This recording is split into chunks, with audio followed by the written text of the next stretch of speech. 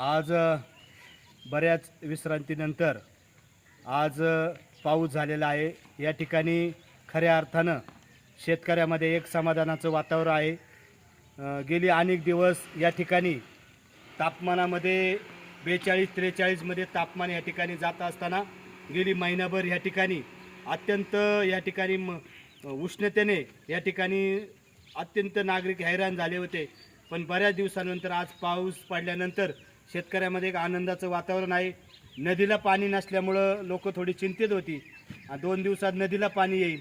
खरं जर पाहिलं तर पाऊस हा शेतकरी हा वर्ग हा पूर्णपणे पावसावर अवलंबून असतो आणि जर पाऊस पडला तर निश्चित शेतकऱ्यामध्ये एक समाधानाचं आनंदाचं, कारण पाऊस जर पाणी नसेल तर निश्चितच शेतकऱ्याच्या अर्थकारण असेल सर्व असेल त्याच्यामध्ये निश्चितच प्रकारे त्या ठिकाणी कुठेतरी कमीपणा या ठिकाणी दिसून येतो।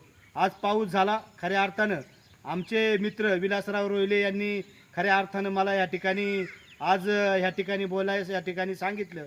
खरं पाहिलं तर रोहिलेवाडीमध्ये आम्ही या ठिकाणी असताना आमचे मित्र विलासराव नेहमी आम्ही ह्या रोहिलेवाडीचा विकास करत असताना या तालुक्याचे भाग्यविधाते या बेट भागाचं दैवत माजी आमदार पोपटरावजी गावडे साहेब आणि या भागाचे नवनिर्वाचित जिल्हा परिषद सदस्य सन्माननीय राजेंद्रदादा गावडे आणि पंचायत समिती सदस्य कांचनताई सांडभोर यांच्याक सततचा पाठपुरा करून या रोहिलेवाडीच्या विकासासाठी हा जो रोड झालेला आहे हा रोड करण्यासाठी बापूसाहेब गावडे यांचं खूप मोठं याला योगदान आहे। आणि निश्चित हा रोड जो खराब झाला आहे भविष्यामध्ये रोहिलेवाडीमध्ये मग पवार वस्तीचा रोड असेल, त्या ठिकाणी चाळीचा रोड असेल, हा जो मंदिर आहे मंदिरामध्ये राजू शेठ गावडे आम्हाला एक शब्द दिलेला आहे, यामध्ये भविष्यामध्ये आपण सुद्धा हा सभामंडप अजून थोडा मोठा करणार आहे।